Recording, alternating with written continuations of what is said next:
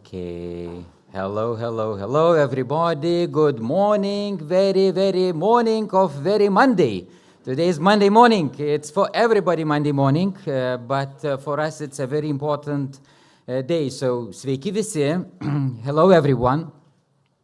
I'm pleased to welcome here ambassadors, foreign guests, members of parliament, representatives of academic world, business, NGOs, civil servants, media here also, and all other guests.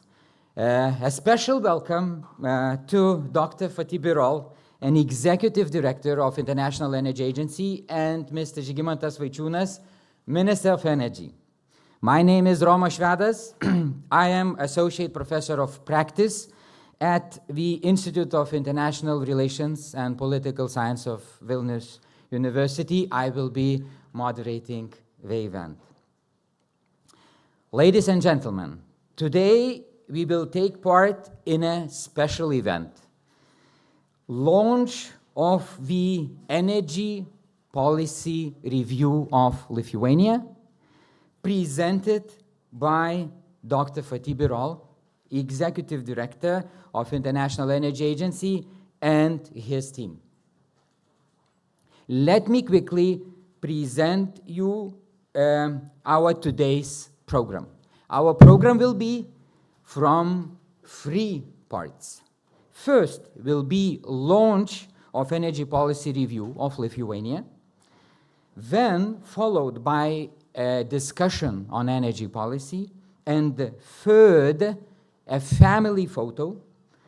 Everybody is invited. It will take place just here around the corner on the royal stairs of this library. Everybody is invited. Also, Dr. Fatih Birol and Žygimantas Vaičiūnas will join family photo. Dear Fatih Birol, I give course on energy security at the Institute of International Relations and Political Science, so me and my students, we are very frequent visitors of International Energy Agency website and active users of agency data. So we know the activity of the agency quite well. Though, for the audience, I would take a liberty to remind that International Energy Agency was established a bit more than 50 years ago, in 1974. Agency provides policy recommendations, analysis, and data on the global energy sector. To date, International Energy Agency family includes 32 member countries, 4 accession countries, and 13 association countries, which together account for some 80% of global energy consumption, about 65% of global energy production, and nearly 90% of global clean energy investment. Mr. Birol, the role and importance of International Energy Agency I would describe as follows. It is the light of transparency, the voice of truth, and the word of wisdom. Mr. Birol, such quality and high-level international organization would not be possible without your leadership. Therefore, we are very honored and even excited having you and your team here in Vilnius. Lithuania became member of International Energy Agency 3 years ago. 3 years ago, in 2022. May I draw your attention to a very interesting fact.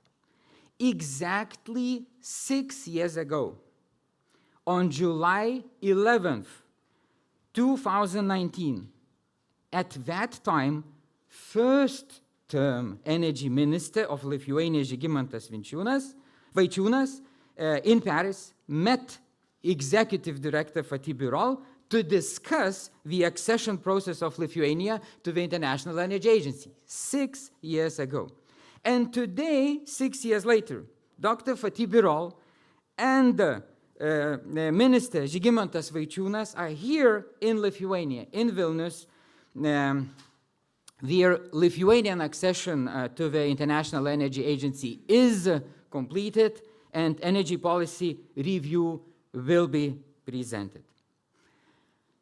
Ladies and gentlemen, let me announce the start of our today's event, and let me invite Mr. Žygimantas Vaičiūnas, Energy Minister of Lithuania, to welcome address. Please, Minister.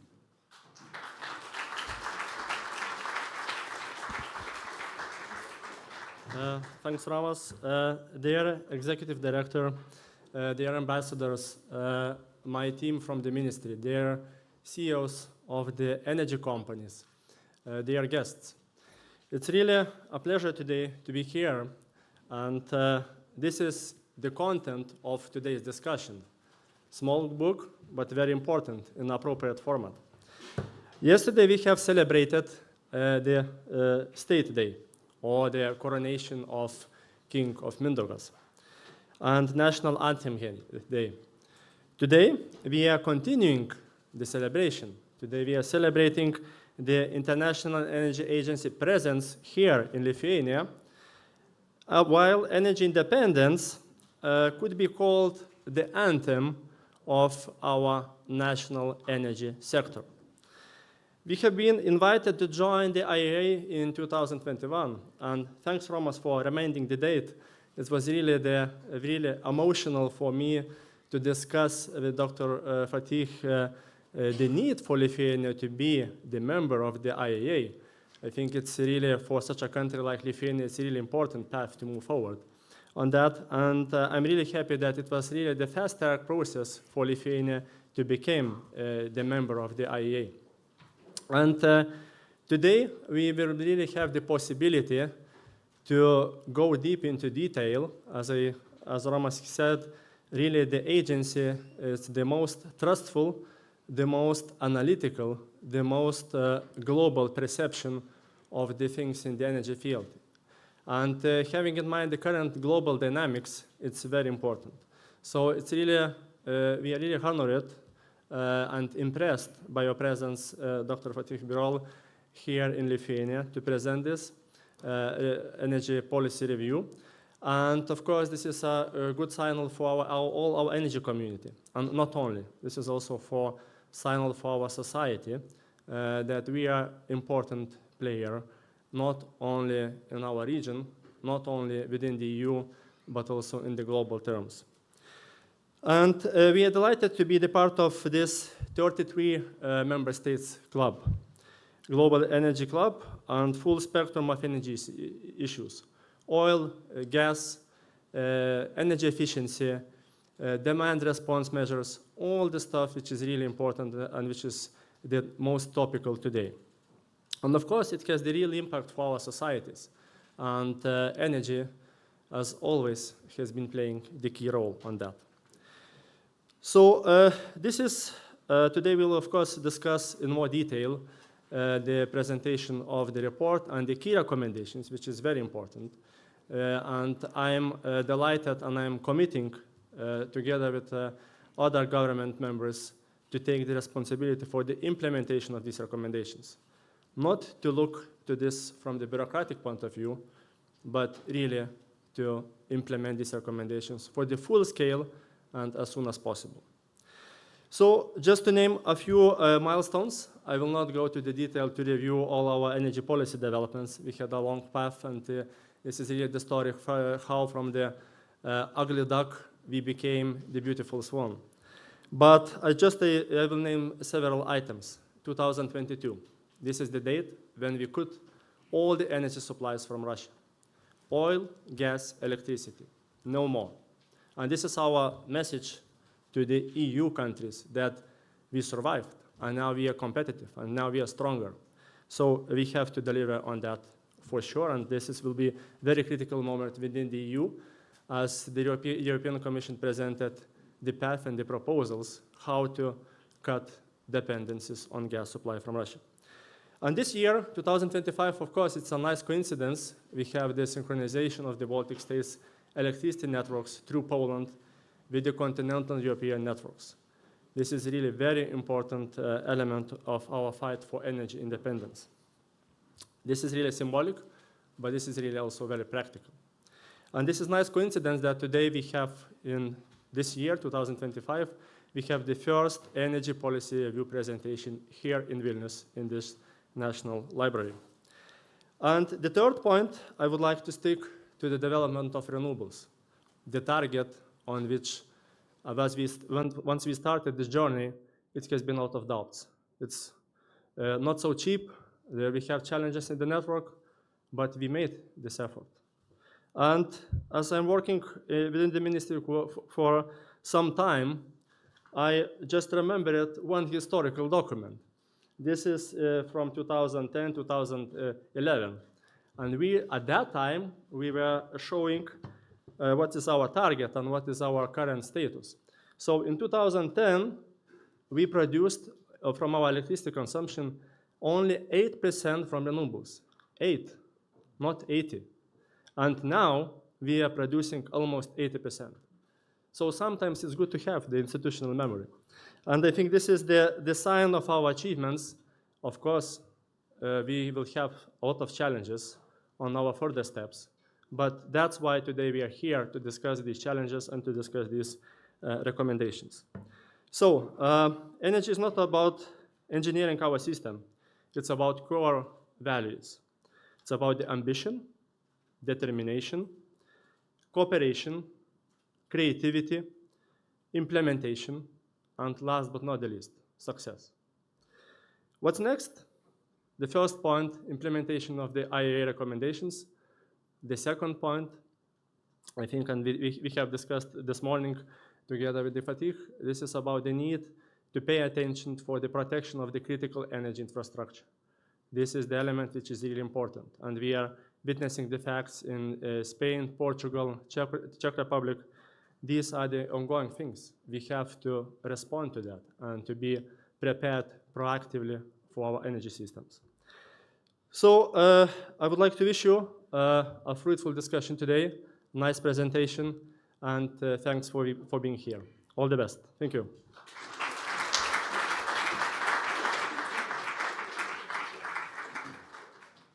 Thank you, Minister. And now to present Lithuania's energy policy review, may I invite Dr. Fatih Birol, Executive Director of International Energy Agency, followed by his team, Martin Nunix from Belgium, Head of Unit of Strategic Coordination and External Relations, Ministry of Economy of Belgium, and Oskaras Alšauskas, energy modeler and analyst from International Energy Agency. Mr. Birol, please, floor is yours.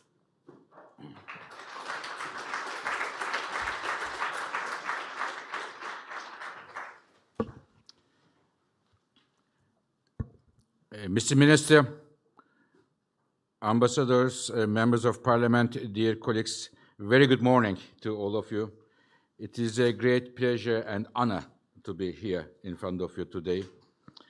It is my very first visit to Vilnius, and I am very happy to come here to share with you, to underline you some of the great achievements of this country has made in the last few years, but also put it in a global and European energy context, and also discuss a bit the next steps to come together with my colleagues.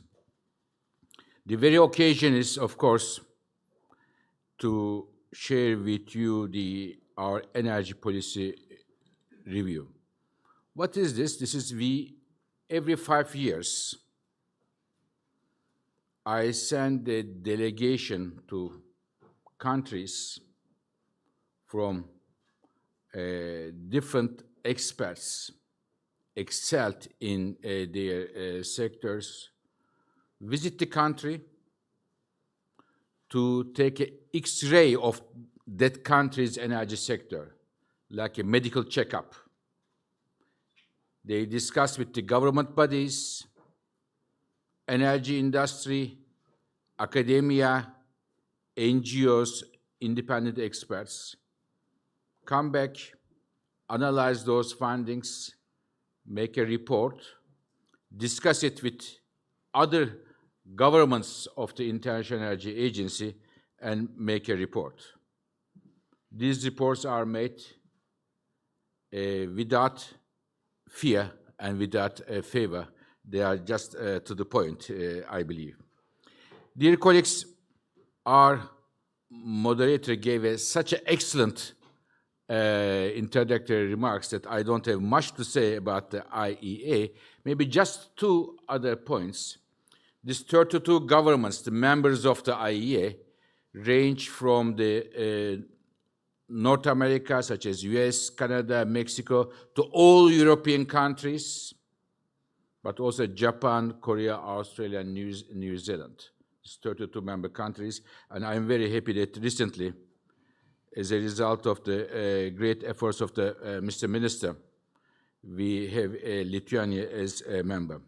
I can tell you that to be a member of the IEA is a very cumbersome process.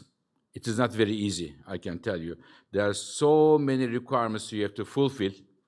There are some organizations, you just send the email, you become a member. But in our case, it is a very cumbersome process. There are technical, legal, many aspects of it. And the process for Lithuania was one of the fastest among our countries, about 2.5 years.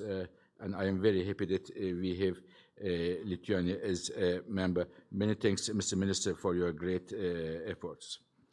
Dear colleagues, I am also here to have meetings with the other members of the government. I will soon meet with the Mr. Prime Minister, the Speaker of the Parliament, and yesterday I had the honor to meet the President Nausėda, and I was very much touched and moved that I received, Mr. President, the state honor, the award from the Mr. President. This is a great honor for me, for my agency, and for my colleagues. I will say a few things about the global picture, and afterwards my colleagues, Mr. Martin Nunik, who is from the Belgium government, who was a team leader. Thank you very much, Martin, for your leadership here, and also from the IEA Secretariat, my colleague, Mr. Oskaras Asoskas, is working at the IEA.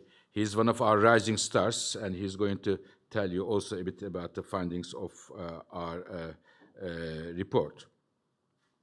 Dear colleagues, let me tell you a few things about the global energy picture. I have been working on energy issues for some time, a few years now, and energy and geopolitics were always interwoven, always. But where we stand now, today, in 2025, I think it is one of the closest link I have ever seen between energy and geopolitics. And I believe it will be with us in different forms years to come. So energy security, therefore, is becoming, in my view, a part of national security. And as such, it is not only a job of the energy experts, it's a job of the defense, it's a job of the foreign ministers, it's a job of the prime ministers and others, energy security. I wish, as an energy person, energy remains as a part of the economy. But now, the recent developments and developments we are in showing us that it will not be like that, and we need to get prepared. Russia's invasion of Ukraine was a major blow on energy security, and we all see the turbulences in Middle East, and I'm afraid more to come in that area as well. And you will see the challenges coming from the critical minerals and supply chains, and the challenges among the countries, competition among the countries might well be the next chapter of the energy security we are going to face. Turning to a bit on Europe. Now, despite the IEA's several times warnings, I believe most of the European policymakers were too relaxed in terms of their over-reliance on one single country in terms of their energy imports, namely Russia. Ladies and gentlemen, just give you a couple of numbers. Just before the invasion, about half of the natural gas imports of Europe came from Russia. About 1/3 of the oil imports came from Russia, and about 50% of the coal imports came from Russia.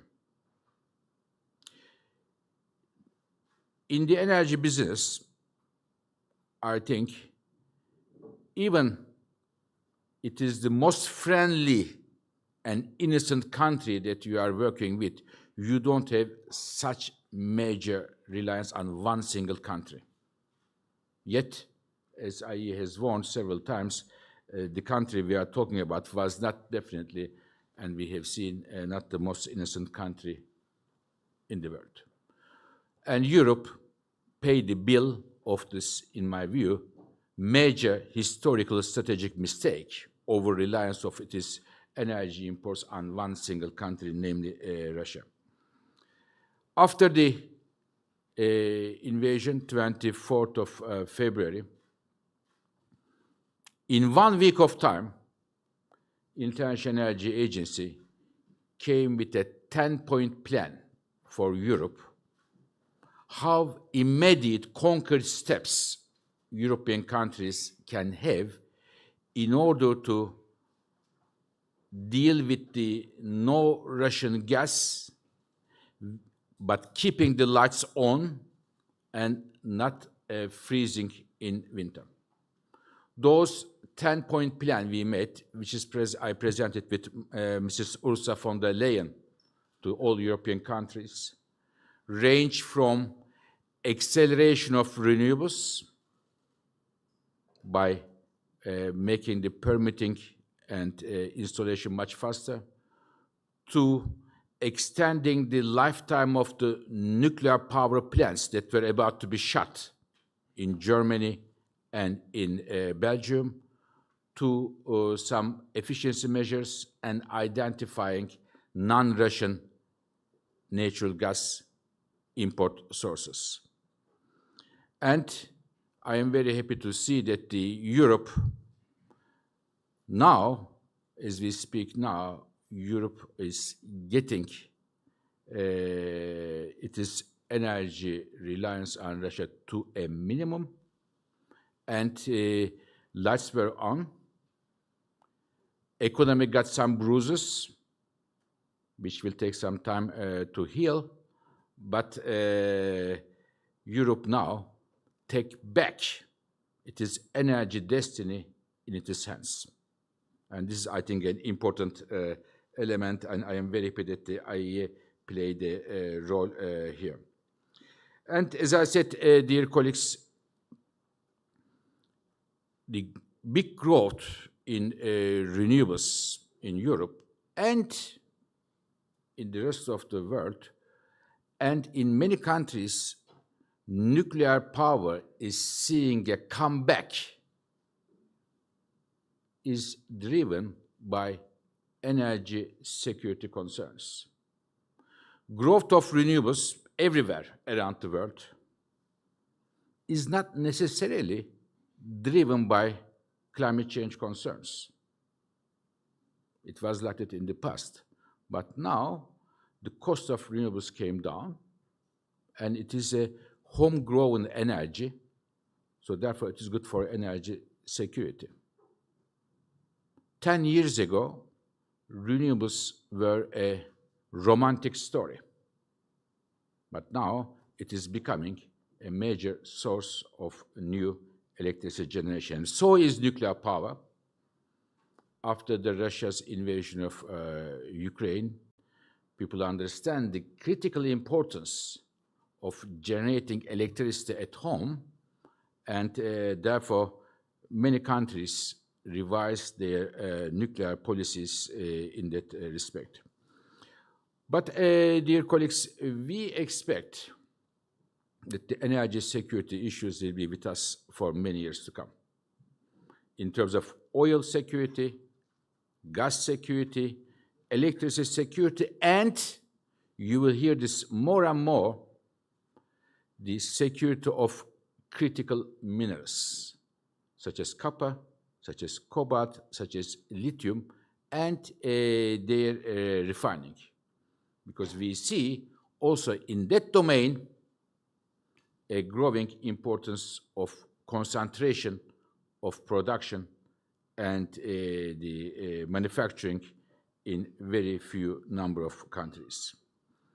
Dear colleagues, given this context, last April, UK government and the International Energy Agency, we have organized a major conference in London, Future of Energy Security, which was opened by Prime Minister Keir Starmer and the President of European Union, Ursula von der Leyen, and many ministers, prime ministers were there.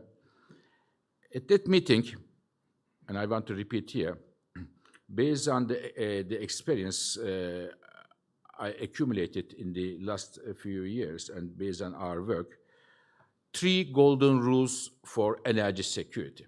3 golden rules for energy security. What are those? Number 1, diversification. If you rely on one single country,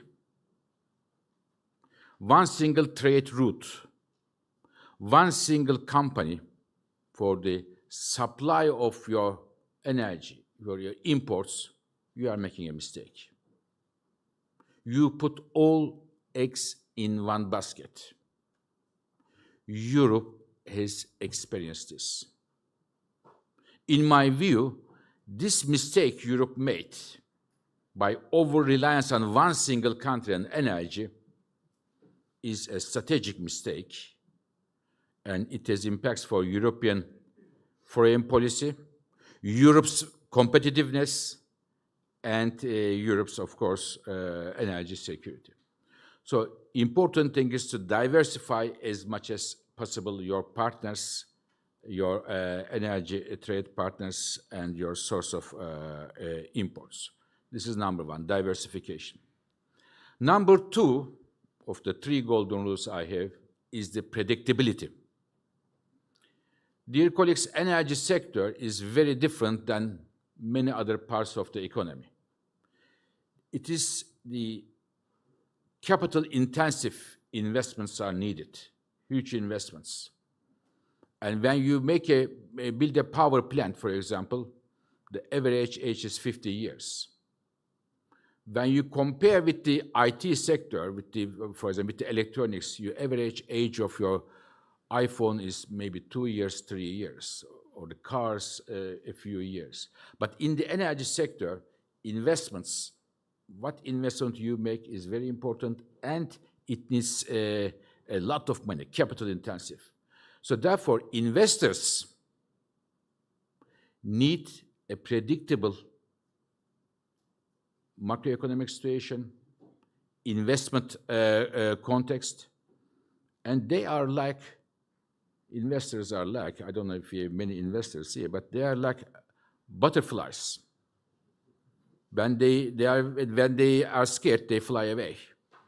When are they scared? If they are scared that they may not get the returns that they think they should get, they go somewhere else.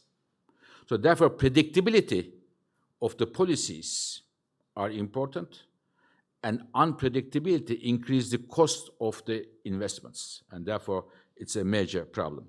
So this is the second golden rule for me after the diversification. Third and the last golden rule for me is the cooperation among the countries.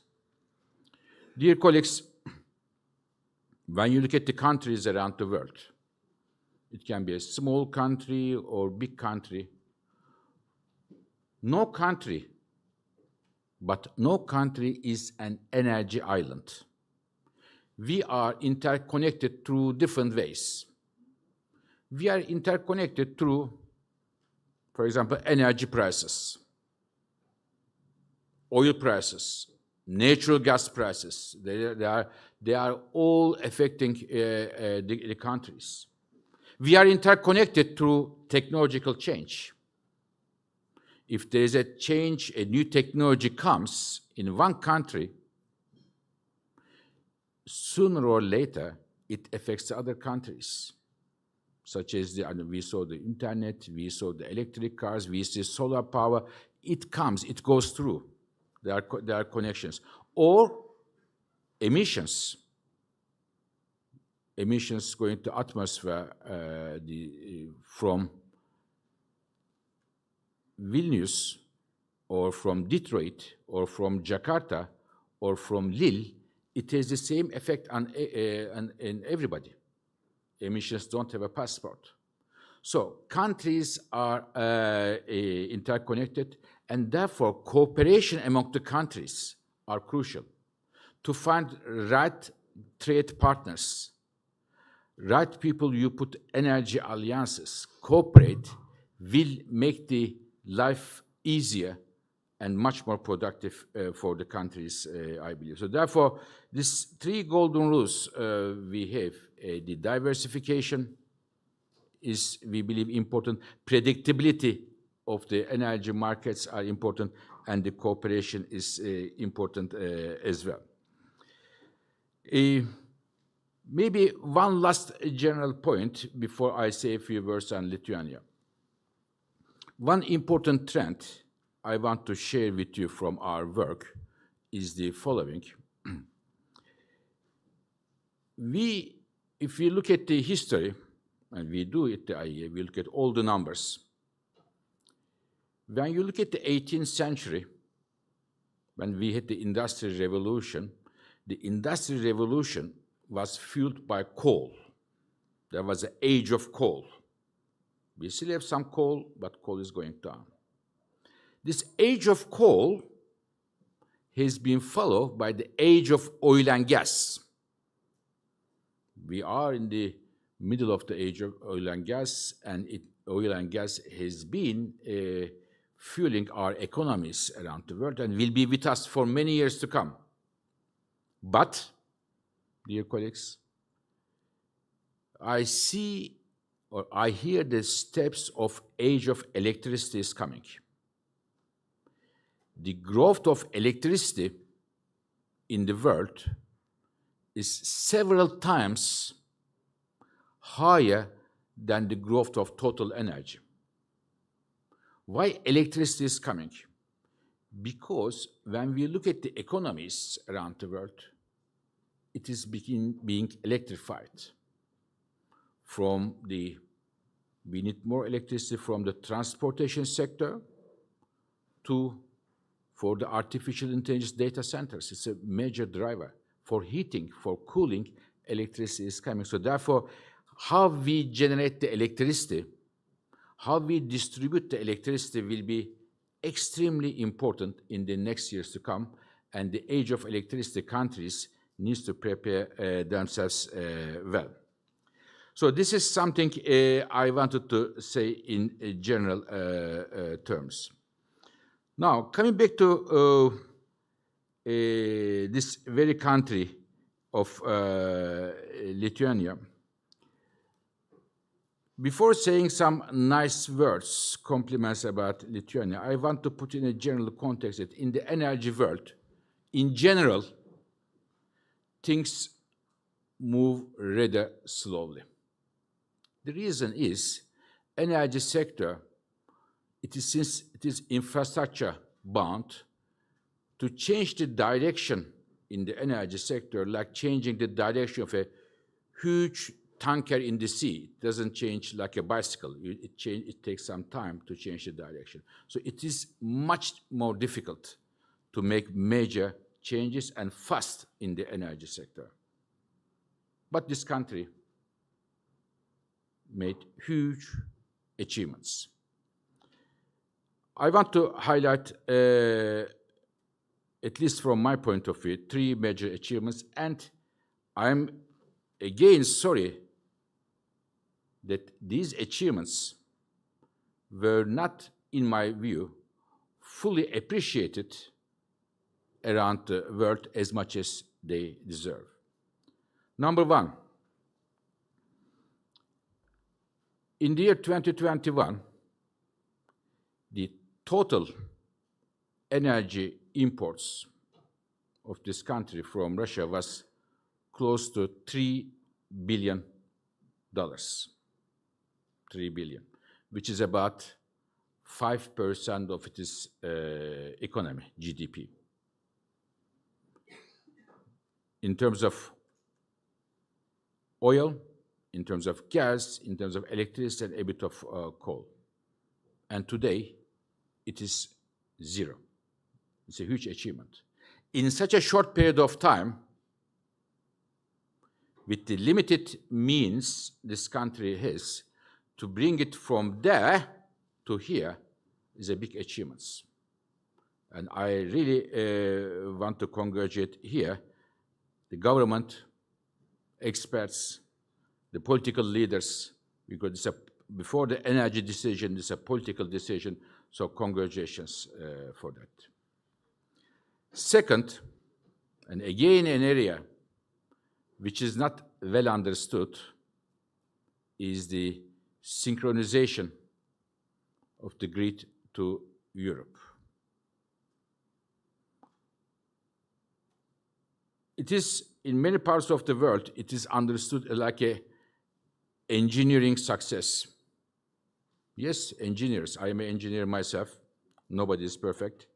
But I can tell you that it is politically extremely important. It gives a message, political message, very clear and straightforward. And therefore, all the technicians, all the engineers, thank you to them, but also to government, but also to colleagues in Brussels working on that, supporting this very important step. They deserve all the congratulations there. I told Mr. Minister that I will do my best together with his Baltic colleagues to make sure that the world understands it is political significance, because not only send flowers to these countries, but to learn from this example that it can be done, and it could be a source of inspiration for other regional cooperation in this region on other occasions, but also other parts of the world. Because regional cooperation is a very important tool when it comes to energy security if they are well designed. Third, and the last landmark achievement of this country I want to mention is the one on the renewable energy. Dear colleagues, when I was looking at my notes yesterday, I saw that this country doubled its renewable electricity generation in 2 years of time. It's a huge success. And I called my colleagues at the IEA on Sunday, yesterday. As our moderator says, we have a lot of data. And I have in all of my speeches with my staff, I repeat like a broken record one thing. It is, they are a bit bored of it, but I continue to say, data always wins. Sometimes it may take some time, but data always wins. I asked them, is there any other out of our 32 member countries, is there any other country, how many other countries were able to double its renewable electricity generation in the last 2 years? A few colleagues look at the numbers, and I received the answer yesterday night. Lithuania was the #1 country in all of our countries. So congratulations, Mr. Minister, very well done. Dear colleagues, this is another achievement of this country. Of course, these are very good achievements, but we have to build on those achievements and to go even forward. So it is the reason we made this very report. And what are those areas? My colleagues are going to tell you more in depth, but some of them I wanted to highlight. They are difficult stuff, I know, but we have to tell those because in a few years of time, we will come back and we will say, we have suggested these to you, and what have you done, what have you not done, and we will say again to this audience or different audiences, our recommendations versus what happened in terms of data. One area we very much hope to see is greater efficiency improvement, especially in the buildings. Because the energy security is not only increase the electric energy production, but reduce the consumption in a meaningful way. So therefore, when we compare the efficiency in the buildings in this country with others, I think there is a room for improvement there. Another area is the district heating. There is a need to put more attention on the district heating, and also as the electricity will become more important, renewable generation is growing very strongly, including driven by the prosumer, the concept that Mr. Minister brought up. There is a need for stronger grids and flexibility, including the battery storage. So these are areas we think will be very important. And International Energy Agency, while we make these suggestions, these are tough, not easy things to implement. We will be very happy to support the minister, the different parts of the government, and IEA will be always there. Dear colleagues, I would like to finish by 3 final remarks.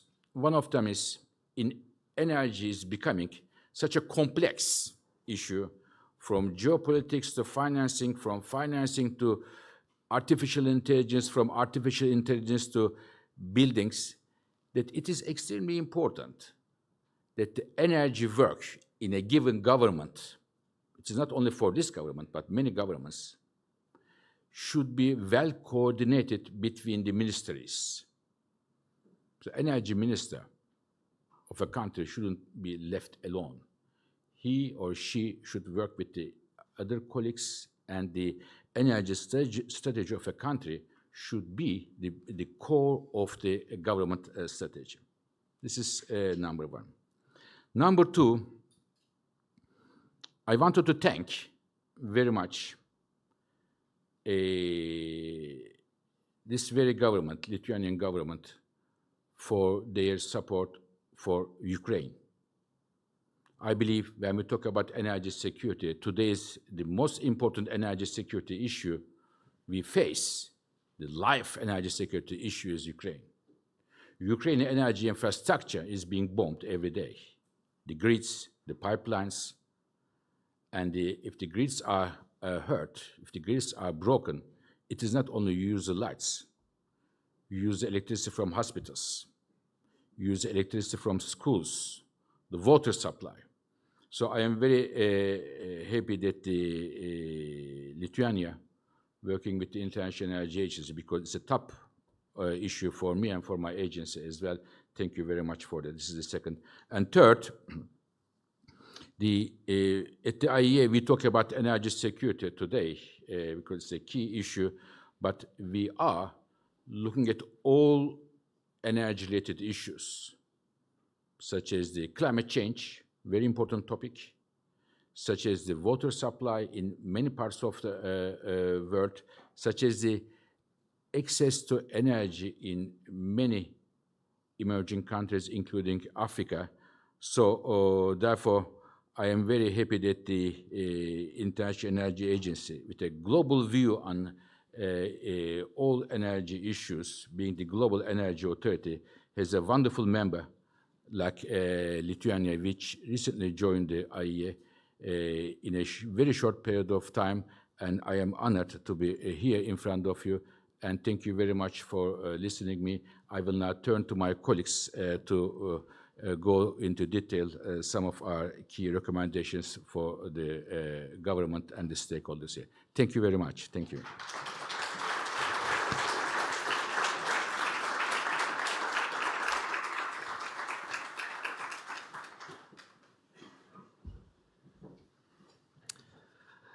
Thank you, Mr. Executive Director, Minister, Executive Director, Excellencies, distinguished guests, ladies and gentlemen.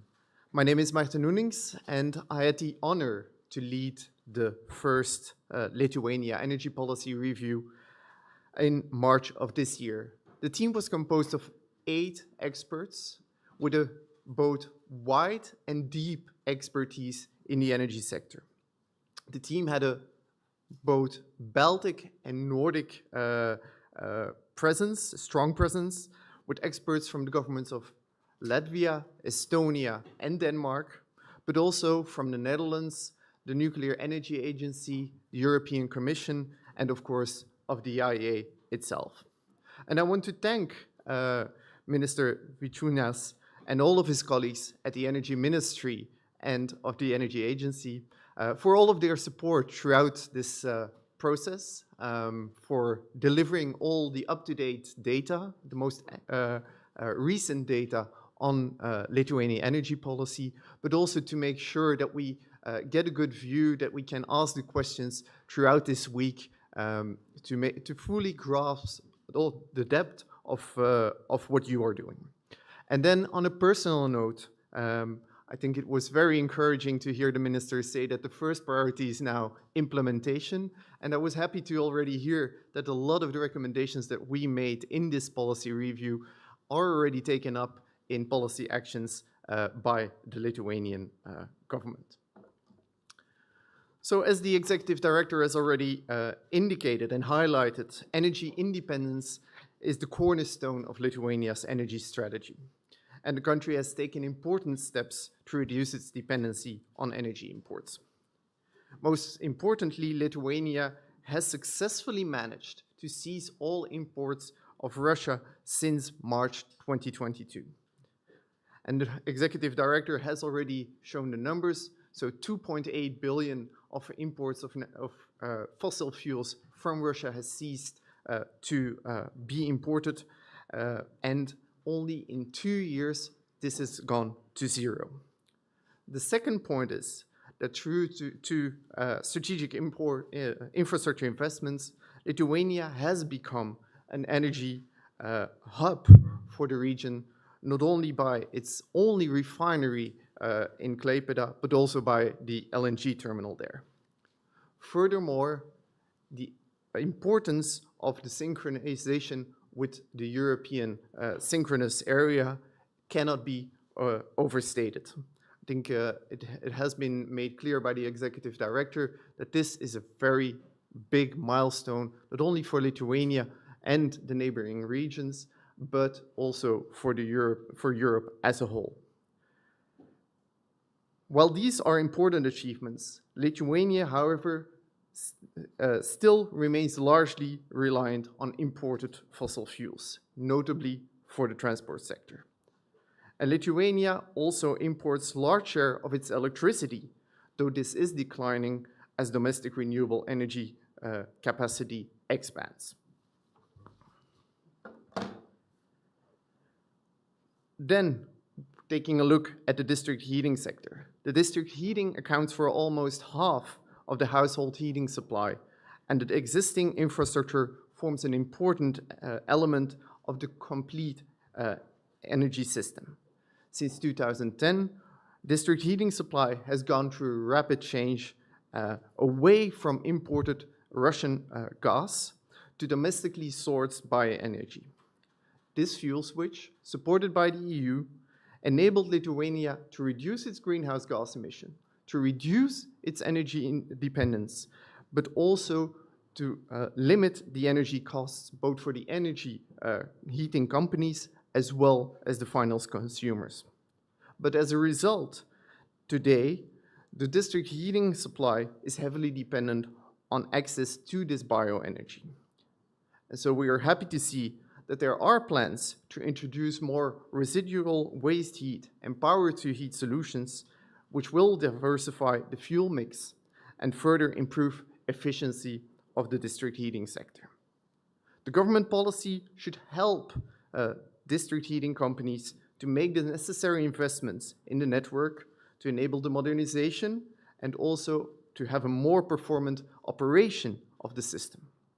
The existing financial support schemes for investments in up-to-date district heating technologies should be maintained and even strengthened. Furthermore, the legislation that gives building owners responsibility of the heating substation that connect with the district heating system should be revised.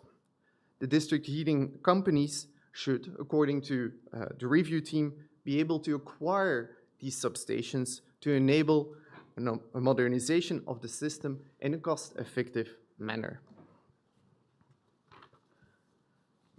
Lithuania's electricity supply underwent several major transitions. So first of all, since the closure of the Ignalina nuclear reactors in 2005 and 2009, Lithuania was highly dependent on electricity imports. So going from an exporting country towards an importing country in a short period of time. But we've seen that in the last 2-3 years, rapid growth in electricity generation from solar and wind have resulted in greater self-sufficiency, and net imports fell below half of the total energy demand in 2024. Lithuania's long-term energy strategy is based on a transition away from energy imports of oil and gas towards domestically produced renewable electricity. And the electricity system, as a result, is now facing a next big transformation. Driven by the renewable expansion, Lithuania is looking to be a net exporter of electricity by 2030, but based on the recent figures, it can already do so by 2028, which is, of course, a big achievement. In the European Union, I don't think anybody's advancing faster on their targets than planned. By 2050 then, Lithuania aims not only to be fully energy independent, but also to be an exporter of electricity as well as of hydrogen, green hydrogen, and of hydrogen derivatives.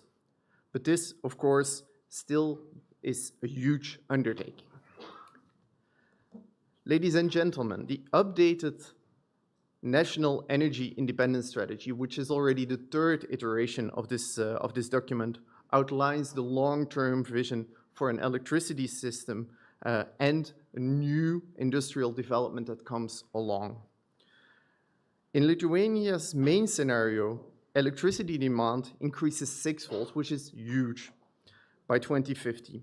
Half of this is for hydrogen production. But hydrogen market development is slower than expected, both in Lithuania, and we know the example of the Achema fertilizer plant, but also in potential export markets which you target. And this, of course, creates uncertainties about the strategy as a whole. Therefore, the review team recommended the National Energy Independence Strategy to be used as a guide for the energy policy, but that it should be implemented in a series of well-defined steps.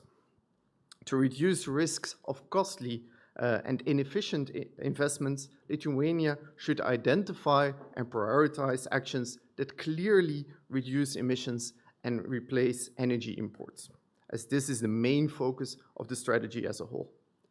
In doing so, the government should engage strongly with relevant stakeholders nationally, but in the wider region as well, because the strategy, of course, has the ambition to also guide the whole region and to become an exporter to neighboring countries. Actions should be supported by a comprehensive impact assessment, looking at both the costs and affordability implications for Lithuanian consumers. And finally, industrial development should be supported by means of pilot projects and regulatory sandboxes to test innovative technologies on the markets and de-risk investments. And now I will give the floor to Oskaras for looking into the two focus areas of this review.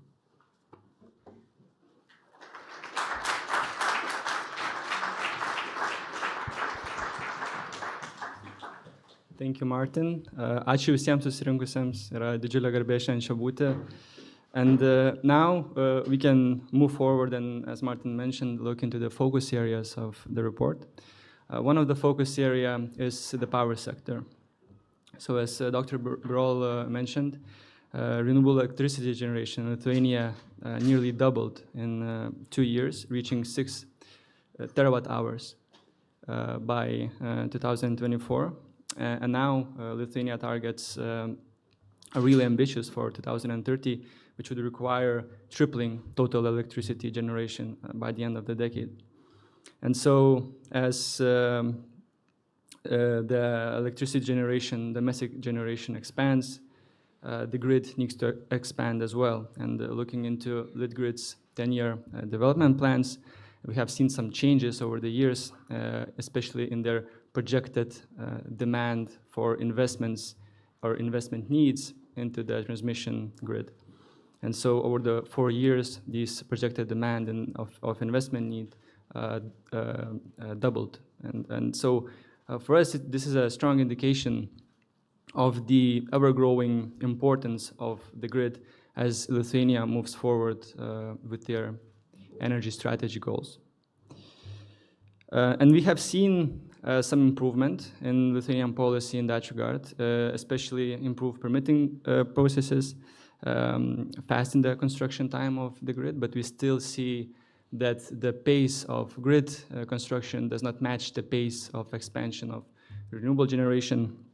And so we see a need for a forward-looking approach, one that would avoid the grid becoming a bottleneck in Lithuania's energy transition.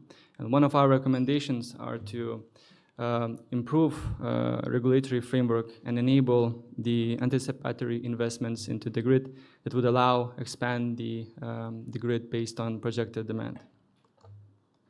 Another key aspect of the report is the question of prosumers. And this is an incredible success story in Lithuania when it comes to prosumers. Thanks to generous incentives, net metering model, and other support mechanisms, the number of prosumers is on a rapid rise in recent years.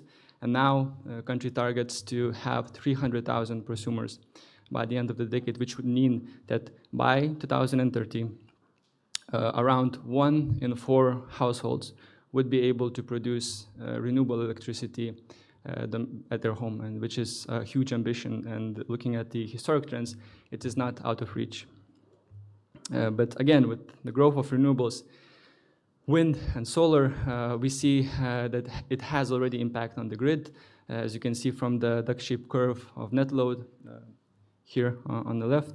And so again, IEA sees a need of flexibility improvements, of flexibility measures to be put in place. Primarily, we talk about battery storage, but also demand-side response. And again, Lithuania already implemented some good steps forward on this, mainly the rollout of smart meters, and also the creation of new energy balancing markets, which is a really positive development.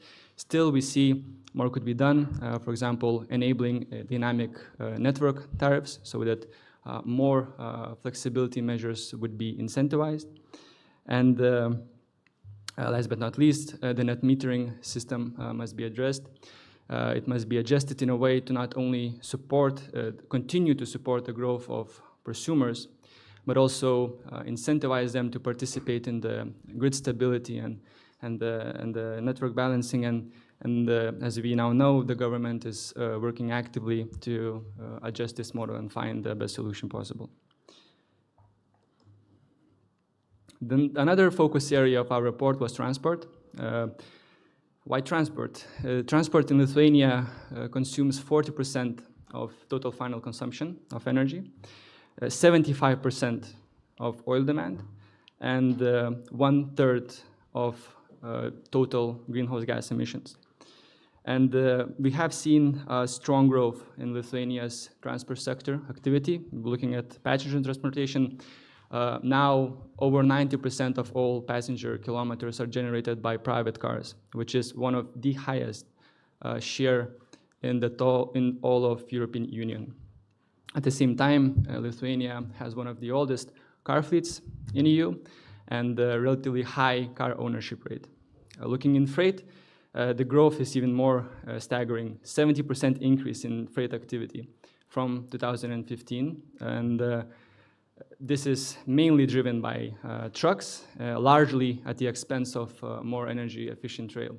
So IEA, in this case, we recommend to incentivize a shift in Lithuanian transport sector to a more energy efficient modes.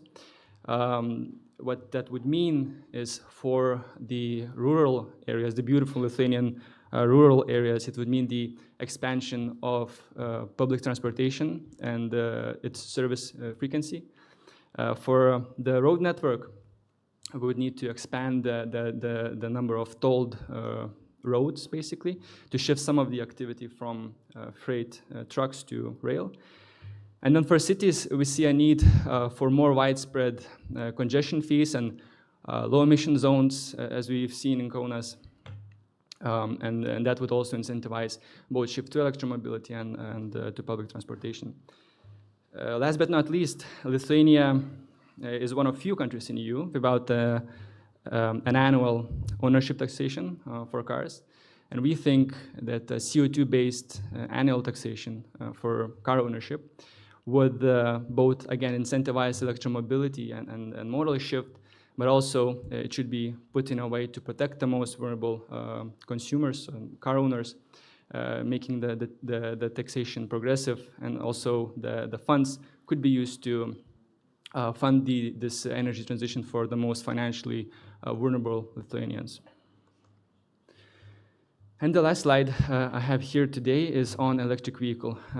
Electric vehicle is a beautiful solution, beautiful technology to Lithuanians' issue of oil imports, dependency on oil imports. And we have seen, again, some very positive recent developments, mainly the charging infrastructure rollout. And now the number of EV sales are on the rise in Lithuania, but still, the targets for 2030 are quite ambitious, and with the current pace, they will not be met. So there's more to be done in this regard. Main challenge for Lithuania is the EV tag price. Vast majority of car registrations in Lithuania are coming from a second-hand market, and as of today, there is still no second-hand EV market at scale, not only in Lithuania, in Europe in general. And so you would need to have first movers to initiate this market, the second-hand market. Publicly owned vehicles and corporate car fleets can be pushed and incentivized to be the kickstarter of this market. But again, it's not only that. We see a very strong need in policy support for the general public as well when it comes to acquiring an electric vehicle. So for Lithuania, that means that electrification of transport sector needs to be affordable. And for it to be affordable, we need to have a combination of three different aspects. And one would be targeted incentives, another would be charging infrastructure development, public one, and then the third one would be regulatory support. And so as I finish the presentation, I'll just leave this last slide for a few more seconds on the screen with 10 recommendations from our report, and I will pass the floor back to Ponas Romas Švedas, and thank you for your attention.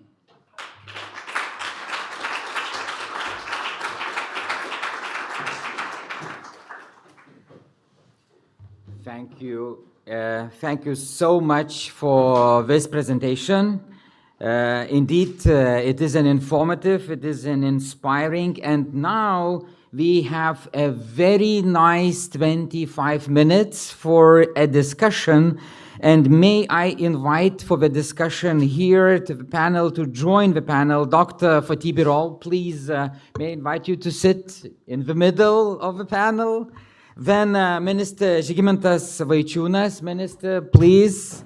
And then Agne Bagočiūtė, Director of Lithuanian Energy Agency, Martynas Nagevičius, President of Lithuanian Confederation of Renewable Resources, and Mindaugas Keizeris, CEO EPSO-G, a holding company. Can you leave? A holding company of electricity, gas, and TSO companies.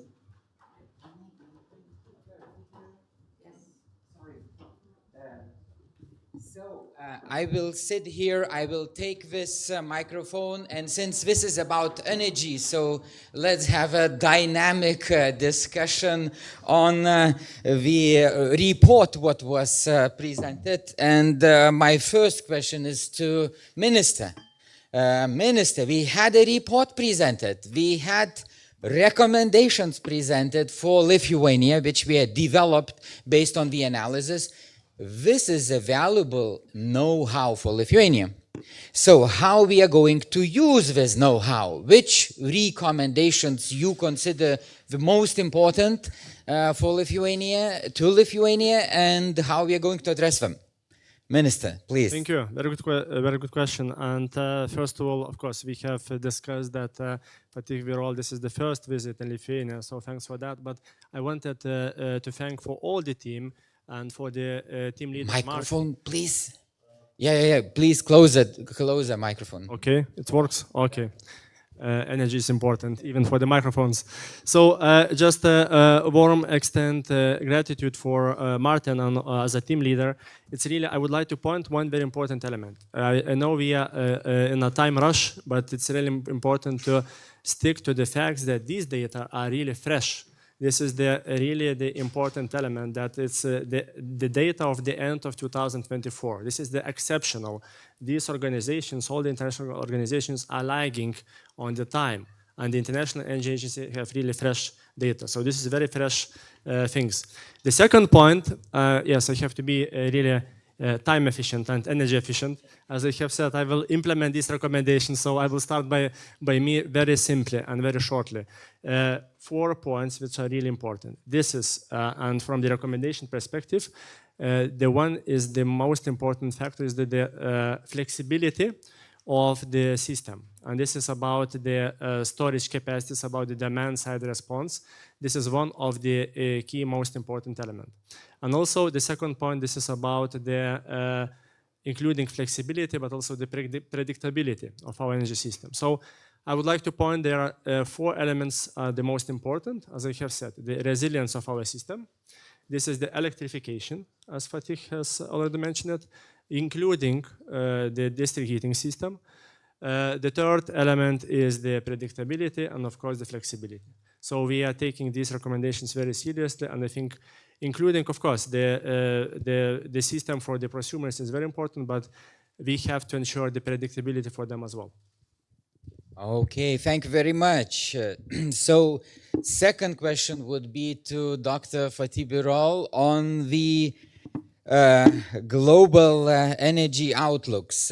Global energy outlooks developed by International Energy Agency. These are to my mind, the most important outlooks about the past and about the future of global energy. I will advertise now, and these outlooks are very highly anticipated every year all over the world, and at least me with my students, we wait for them and we analyze them, and we analyze your presentations, we analyze the outlooks. So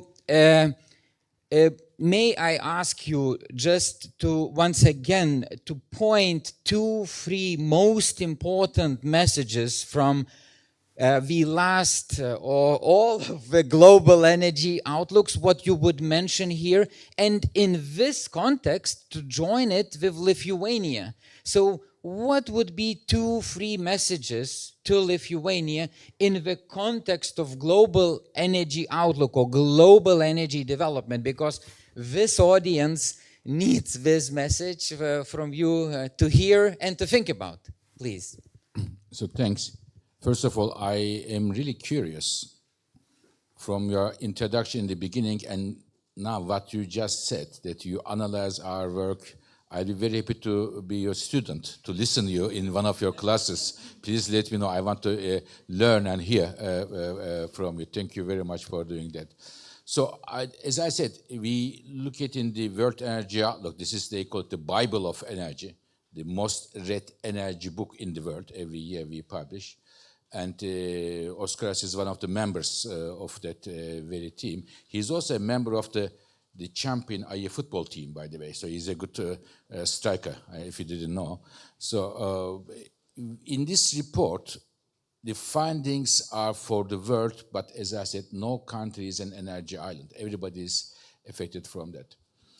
One thing I can tell you that we said, in fact, 2 years ago, last year, and this year we are going to say about oil markets. Oil markets and the oil prices are important for everybody, every economy, especially a country like Lithuania that imports a lot of oil, as we have seen in the pictures. Dear colleagues, we are going through, and we'll be going through in the next year or so at least, a very comfortable oil market. And it has implications. Why comfortable? First of all, global oil demand growth is slowing down, not as strong as in the past.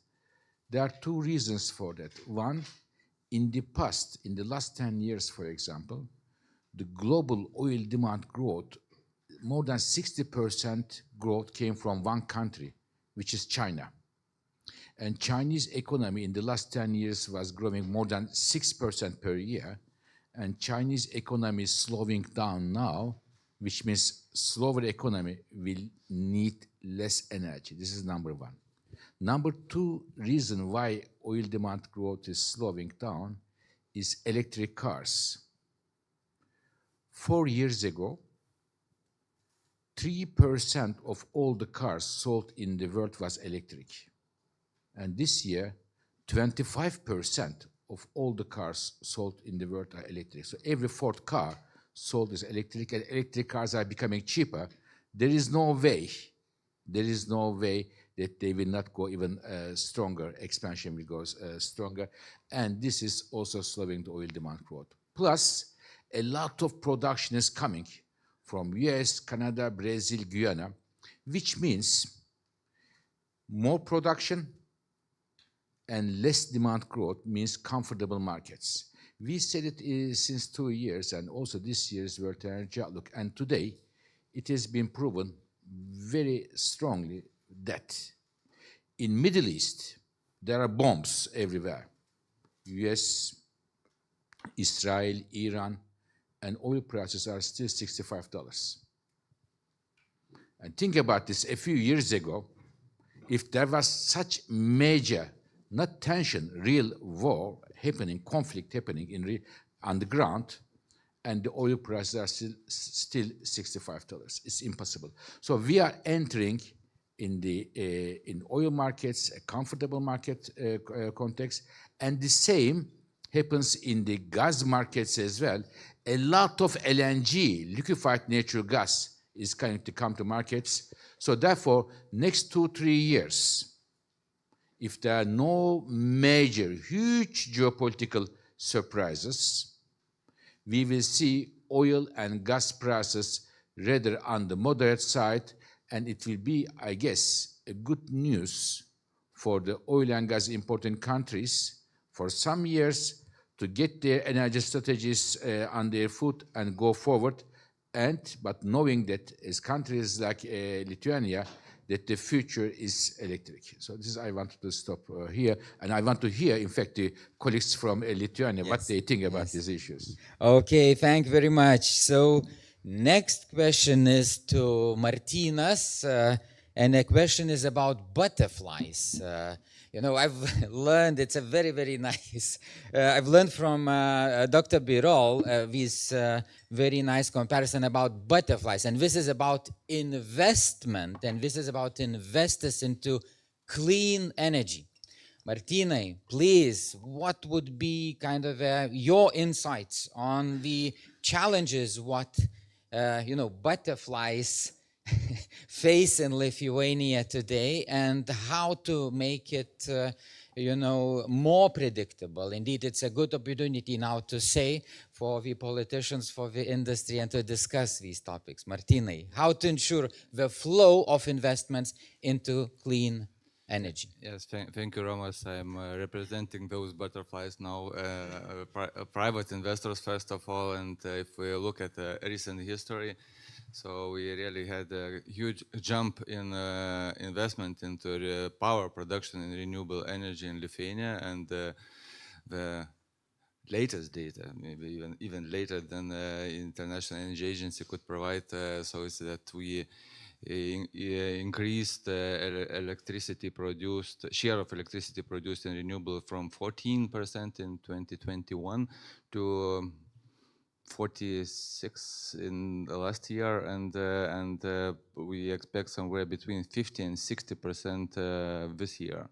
So just because the field for those butterflies was very good 3 years ago, the energy war started in 2021, not 2022. I could say the prices started to increase, and technology was getting cheaper and cheaper, and just invest into the renewable energy was feasible. And we didn't need any state support for that. We just, because those butterflies, what they actually asked for government at that time, just not to spoil and don't do anything. Just we'll don't change any rules. We will do everything by ourselves, and they did. And because if it's feasible to invest, business invests. Now the situation, and we actually we made a jump which took 4 years, and we made a jump which the same as for Germany took 20 years. So it's such a difference.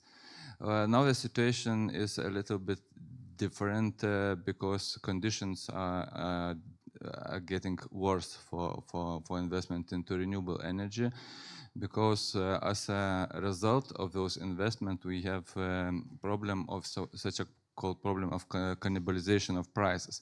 That means that prices of electricity in Lithuania, because of a huge amount of solar and wind power plants, is getting lower and lower, and now we have a situation when this capture price for power, for wind and for solar is lower than LCOE, I mean cost for power production.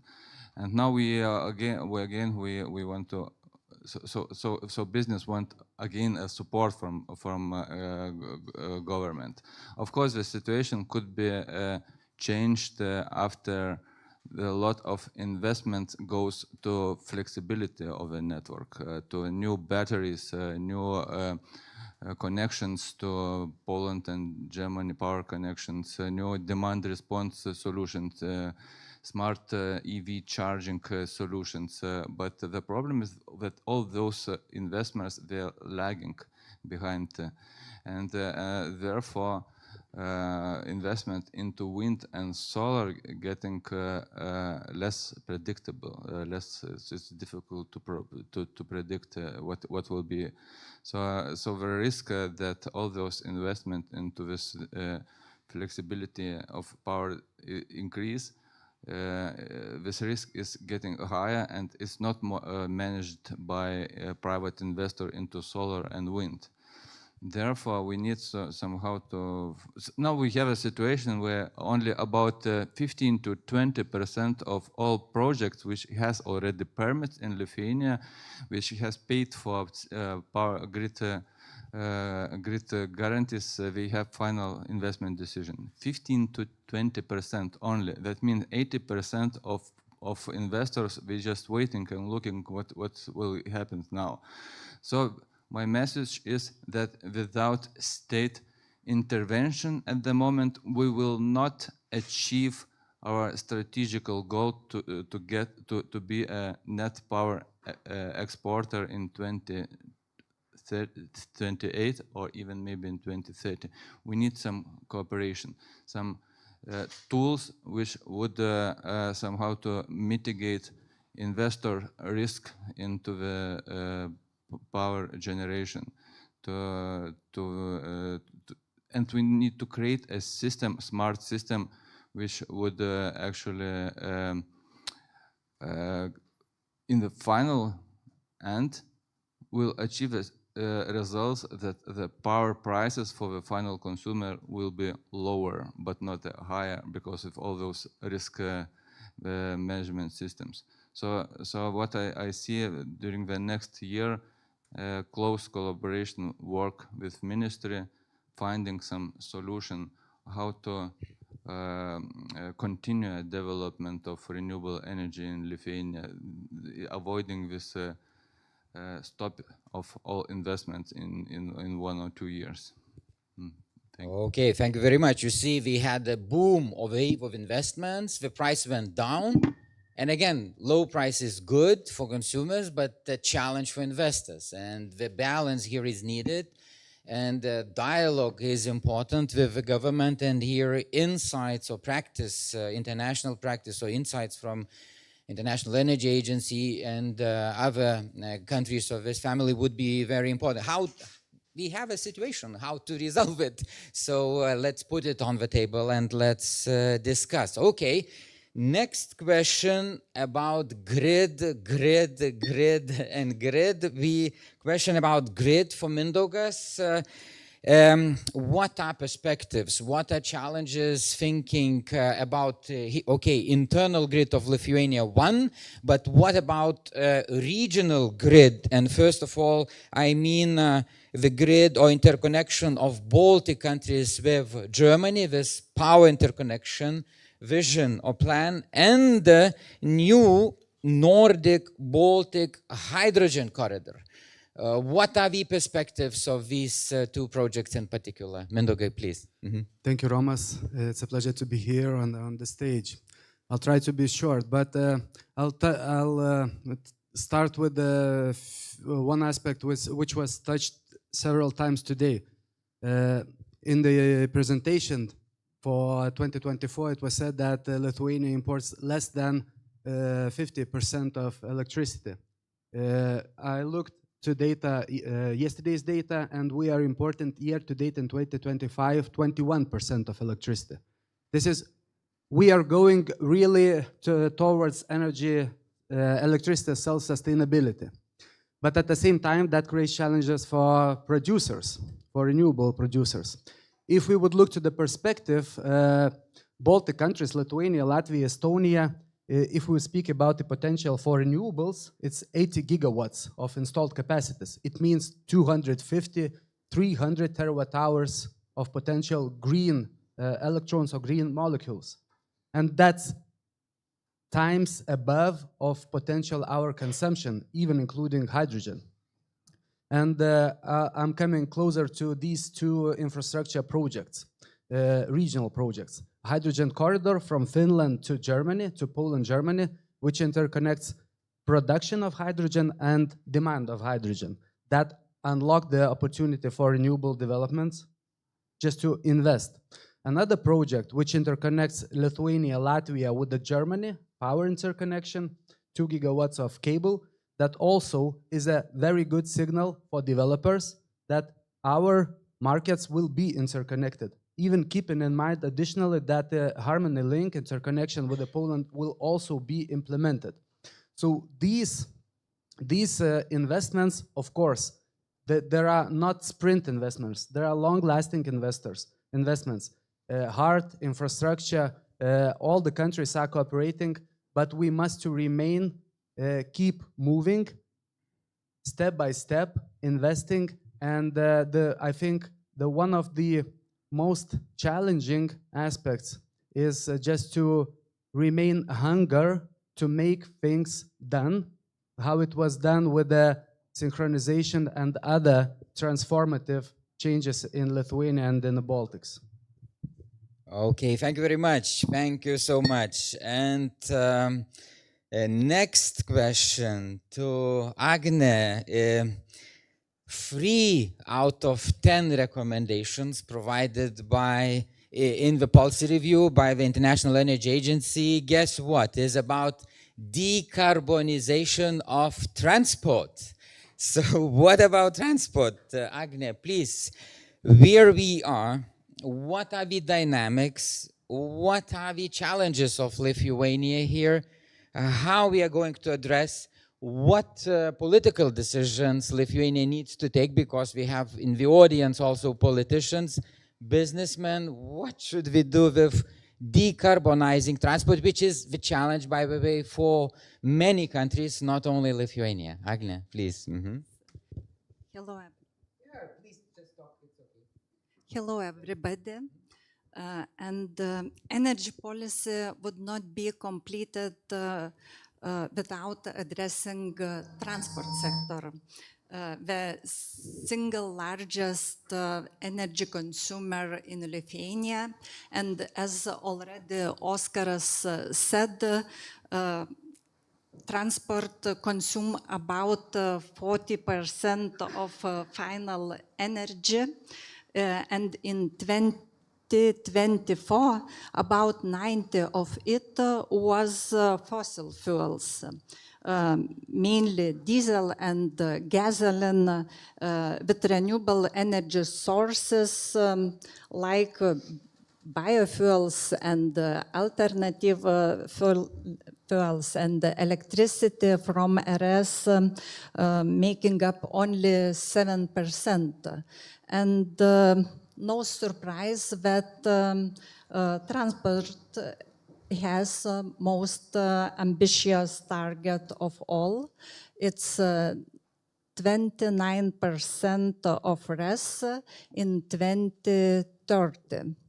And but as you already heard, despite the various measures and considerable efforts to decarbonize and electrify transport, progress in Lithuania is still very slow.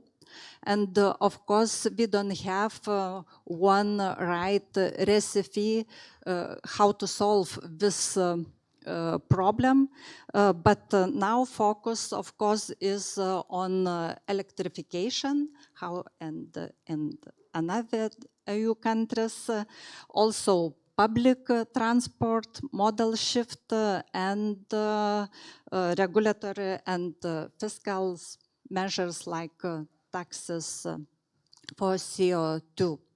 And between 2020 and June this year's number of electrical vehicles in Lithuania grow up more than 8 times, and comparing with EU average is more than twice less, but it is twice more than in Poland or in Italy. Yeah, and yes, and of course, if we talk about light vehicles and day-to-day trip, of course, we should more attention pay to public transport. And according to my personal opinion, today is not the right time to increase public transport prices like do in the in Vilnius also. Like yes. we do in Yeah, Vilnius. yeah, Yes, yeah. I go by public transport. Oh. Yeah, and to sum up, of course, state support is crucial to achieve our target, but not only state support. Of course, local authorities should play a bigger role for this. And as already said Dr. Birol, cooperation between energy ministry, transport ministry, and of course between environment ministry is essential now. And municipalities, yes. Thank you very much. Thank you, thank you, thank you. So our time is running so fast, you know, like energy. So at this point, I should say, I would like to complete our discussion, to finish our discussion. And I would invite you to stay a little bit here, and I would move to the